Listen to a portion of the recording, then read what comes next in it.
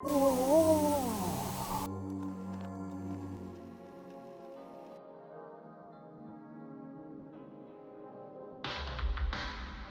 Heads Podcast, episode 10. Yeah. Joined with my friend, ex-schoolmate, Elaine, 8bitdame.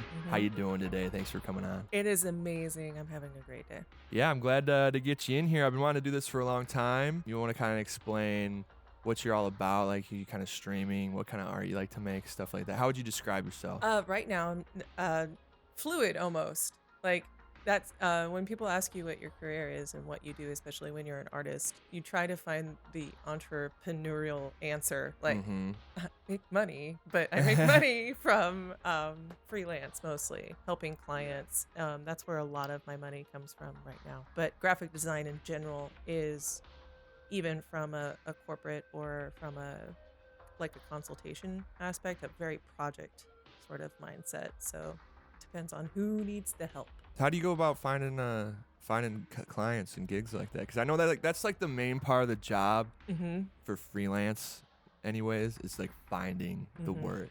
Sometimes it finds you, actually. It's not fair, because especially if somebody's out there and they're like, how do I start? The answer is you have to put yourself out there. The way that I started was on Twitch.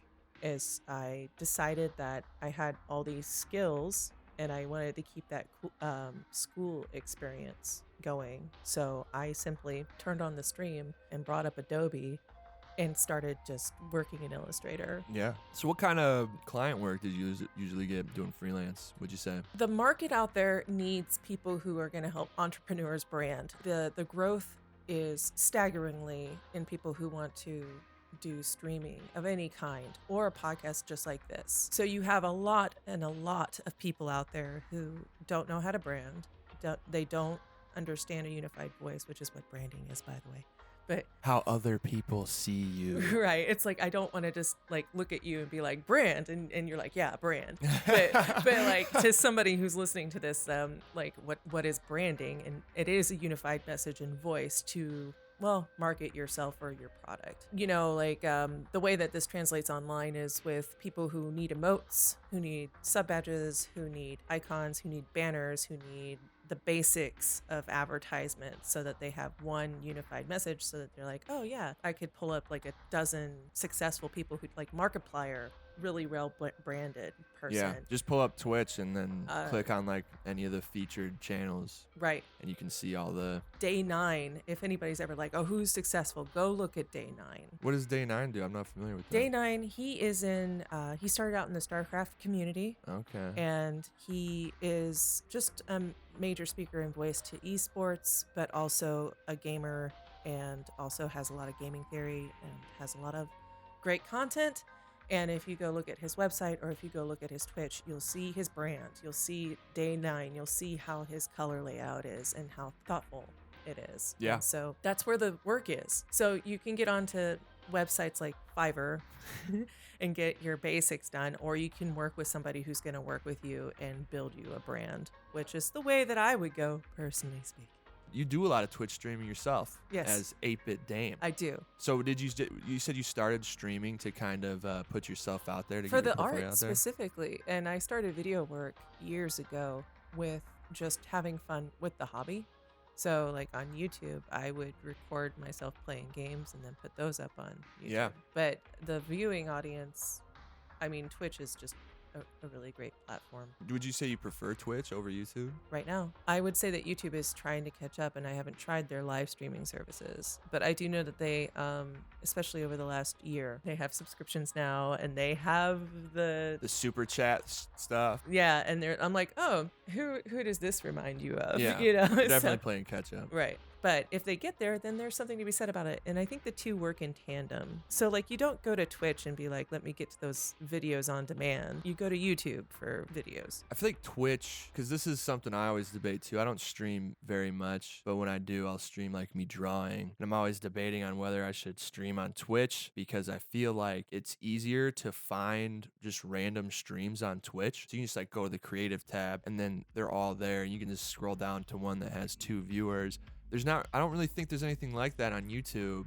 Are you aware of that? Because I don't know how to find random unless you're already subscribed to that person. Right. You have to the way that I have found artists on YouTube is by looking for a very specific subject and then seeing their library of content. If they do live streams, YouTube doesn't make that apparent by subject, and Twitch does sort it out by genre and subject.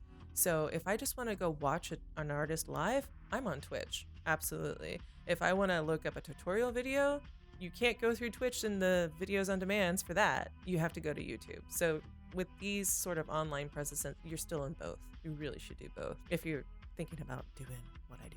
You also play video games as well. I do. I love them. I really enjoyed watching you play Banner Saga. Thank you, and I'm going to pick that back up here real soon. Yeah, that was a lot of fun. That was a game I really enjoyed the art style of that game, and I got it, tried playing it. It was just a little too difficult for me to get really into. It hurts you. It's a lot. Yeah, it's a lot. You have to commit a lot of time to just learn like the mechanics of the game. But seeing how invested you got in the characters was really great. It was really fun to watch. And you actually talked with someone from their team, didn't you? So what ended up happening there, you're a fan, right? You already love the game. By the way, this is unique of the company. It's basically their trio of games, and they have one other one that has come out that's different. And that's all they've done. Banner Saga? Yes. There's 3 Banner Saga games, right? There are 3, and they're finished with the trilogy is done with that, and they have come out with another game recently. So they have like a library of 4 games. And I just started tweeting at them, and they have the sweetest person as their social media contact. I wasn't expecting them to reply, but they always do. And Beauty of Twitter, man. You can, I would have to say that anybody could just probably talk to the Banner Saga people and they'd be like, what's up? They're really nice. And I decided, because the artwork impacted me so much, and where they pulled their their inspiration from was the same artist who did Sleeping Beauty. Okay. So like, if you're ever wondering about that style, that angular, that geometric sort of illustration that they have throughout their entire series, they went to that illustrator who was the lead on that movie. They took that style, and that's how they did. So that impacted me so much that I don't want to spoil people. By the way, go play this game if you can. It is amazing. I got visually. to a scene. There are many scenes in this game that will just ruin you or give you goosebumps or just make you feel so angry or so happy. You know, like, it's just a really great game. There was an illustrated scene that I encountered that impacted me so much that I had to paint it. I'm like, I have to have this.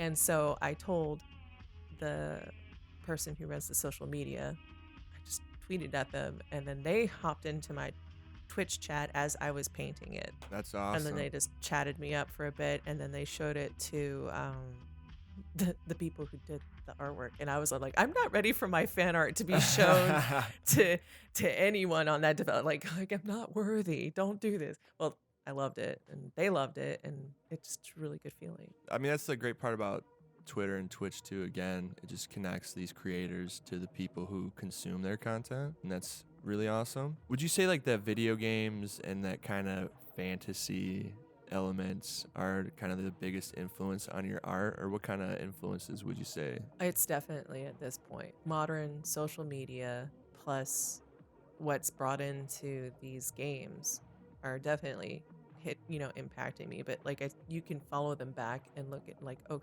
who's the illustrator, who is the inspiration for this, and in that way those older sources are also influencing. But definitely right now I am greatly influenced by story-driven games. What kind of story-driven games right now? Okay, so we're gonna finish up Banner Saga because I'm not done with the trilogy. But where are you at in Banner Saga? Are you still in the second one? I'm in the middle of 2. I am. And I'm gonna go all the way through to 3. So I'm also going back and playing Dragon Age Origins. Okay. Which is a BioWare release. I just finished Hollow Knight, which impacted me in a huge way in terms of style. And like, if you look at, have you seen Hollow Knight? Yeah, I'm familiar with it. I've never played it. Yeah, Team Cherry. Yeah. Also, like, these are indie developers, people who just, so Team Cherry, team of 3, made this amazing, impacting game. There was a watercolor one that I played recently, Child of Light, and that one is about a little girl who gets lost in essentially the world of dreams, or basically she's dead, but she's trying to get back to living. And that was rendered with, it looks like watercolors, so like they almost a little bit like Okami Okay, with the I remember that one. Right. But like imagine just backgrounds and backgrounds of watercolor and just everything rendered in this very illustrated watercolor look, which I found wonderful for a video game. Yeah, isn't that great when developers kind of find new ways to do that? Yeah, they go back into the traditional media. Yeah, man, Cuphead. Yes. That blew my mind. I saw like 10 seconds of that footage. I'm like, I have to have this game. And then you're doing, and I've seen your Cuphead Yeah. work, and it's like, yeah, and then you're like, oh man, that makes me want to get into is that basically 1920s? Yeah, like the 20s and bendy arms and the 30s. rubber band look and Yeah, Betty Boop. yes. It's insane. Yeah, and they're like, I just heard recently that they're gonna make a Netflix cartoon. Yes, That's awesome. that is amazing. And the game is coming to Tesla cars. They're putting it in Tesla cars now. It's crazy, and it's just a testament to like how great. Like it's definitely takes longer, but the effect is just awesome. It's such a great looking game. It's probably one of the best games I've ever seen. Yes. And I think that's something that I look for now in video games, because I don't play that many video games anymore, be it time or just, you kind of been around the block, so you get kind of tired of everything. So games that look visually stunning always make it to the top of the list. Gotta try it out. And even then, it's like I'm very similar. Like when I pick out a game to play and to like sit and think about, it has to hit like a musical note. It has to hit what did the design team do to this game? And I can't approach games. It's almost like I've kind of lost like it's a game, I'll play the game. Yeah. No, I have to be like, you need to have the immersion. I gotta think about it. I gotta have it. Yeah, music's another big one too. I'm super into vaporwave right now, so games like FEZ and Minecraft, I love those soundtracks. Just anything with a synthesizer in it, I'm a sucker for it pretty much. That's awesome. I'll send you some music recommendations. Yeah, man. Yeah, you want to talk a little bit about your kind of process of your artistic process. So the idea or the conception of an idea to the finished product. I guess the first thing is I decide on how close to source I want that art to be. Am I producing a piece of fan art or not is the first question. So what would you say is the difference between, like, what constitutes fan art? Just the subject matter? It's that crazy line of what do we consider intellectual property? Like, for example, when I'm doing fan art, I am personally not comfortable selling fan art. For example, I'm producing a beautiful canvas of something I'm going to hang up on my home. Probably not going to sell that if it's fan art. So like the Banner Saga one, I'm not going to sell because that money should go to Banner Saga. That's just where I'm at. Yeah, that makes sense.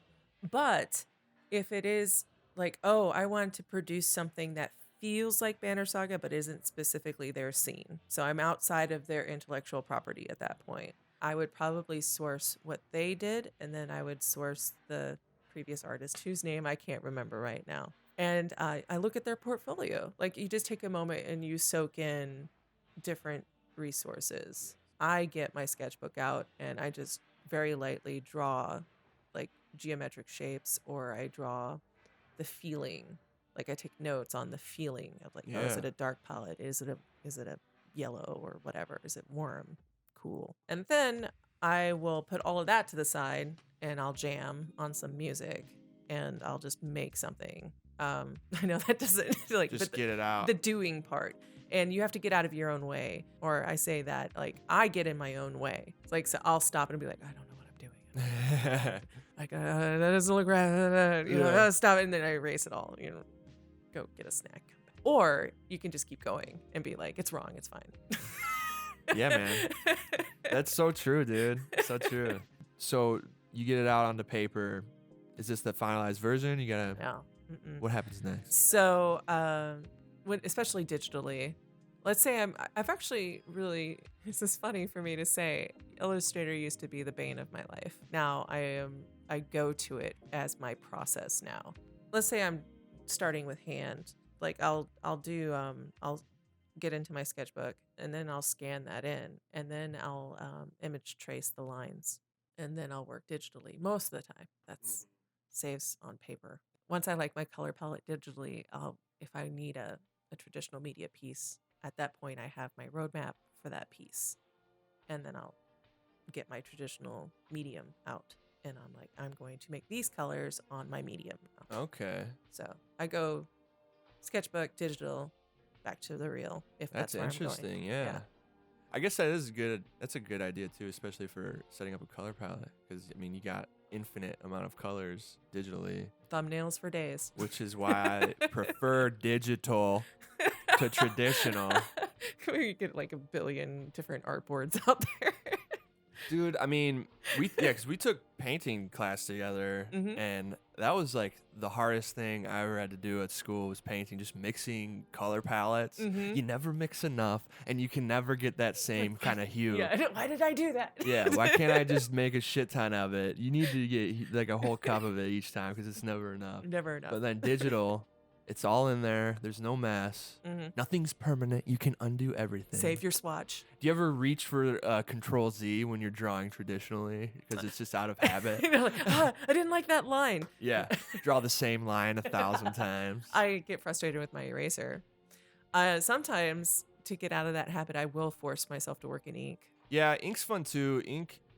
I feel like ink is better for like making out forms, you know, because you're essentially drawing with shadow, which it makes you really think about the form a lot more, which I like. You get some cool effects working with ink, and it's that working without a safety net as well. Right. It forces you to get away from this, there is a wrong line or a right line. You can probably get down to ideas or figure it out, and then you're moving on. You're making something. Warm-ups, sometimes for warming up, let's say like I'm having a day where I'm just staring at a blank screen. I've taken to going to design books, art anthologies of games. Like, for example, I have an art anthology of Zelda.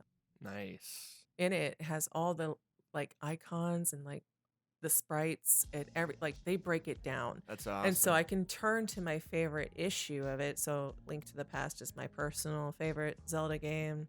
Fight me. Majora's Mask. Well, this is the Zelda podcast now. We're starting a new podcast right here. But I'll pick and I've done this on stream too. Like I just don't know what to do. I'll pick one of the icons that I see in that paper book. Yeah. And I'll be like, I want to make this in Illustrator now. Oh, exactly cool. one for one. And then I end up learning both their style, but I also end up kind of warming up and getting my brain ready to work on something. Yeah, it kind of gets you thinking different too, because you're trying to figure out how someone else constructed something. And then you get to working. And then I don't know about you, but once I've gone an hour in on working, I'm ready for another 4 hours. Yeah. But that first 15 minutes is the hardest 15 minutes. Yeah. That's for like everything, I feel like, you know, just like, all right, you gotta actually start doing it. Right. It's the hardest part. So yeah, what plans do you have for your stream coming up? Better lighting. Better lighting. Yes. You're trying to work on those minis, right? The miniatures? Yes. Okay, so I want to just join the mini painting community, but I have to have a very specific setup for that I'm not ready for. I didn't think about it. Like if you're working in tiny things, you want to be up here. Yes. But how do you point a sorry, I'm podcast. You want to be like a foot from your nose. You know, you want to be looking at it, or you need a magnifying glass. And my setup had the problem where I was working at a regular table height, and I'm like, well, this is how I might illustrate it, and I'd be fine. But I can't paint a tiny, like 3 feet away from me. So I have to rethink that setup. But yes, I want to do miniatures, and then a lot more watercoloring, I think. That has both an appeal to me, so do what you love. But I think there have been people who have been asking me to do more watercoloring, so I'm like, okay. You wanna kind of plug where people can find you to go find your work? Oh yeah, thank you. Anybody who's interested in seeing what I do can find me at 8bitdame. That can be on Twitter, that can be on YouTube, that can be on Twitch, and whenever the website goes up, we'll also just be 8bitdame.com. Oh, you got a website coming, huh? It's coming up. What's your stream schedule gonna be looking like? Right now, it's in flux, but there's a panel on my Twitch page that says what upcoming streams are and what the subject of those streams will be. I will be streaming on Monday mornings, just a regular coffee catch up. So if you you just want to talk or meet me and you want to ask art questions, I always welcome that. So Monday is kind of like a coffee time casual. I usually either do a gaming stream or an art stream from there. Just come for the post. It's great. Come hang out. It's great. Elaine, thanks for coming on the show. It's been great talking. We definitely got to do it again sometime because there's way more stuff I wanted to get into that we didn't have time for. Yeah, there's too much. That was Elaine. This was the Talking Heads podcast. Go check out our work. Go check out our streams. I'll leave links to it down in the video. Thanks again for coming on. Thanks for watching, anyone out there. We'll see you later. Bye. Whoa, you're still here.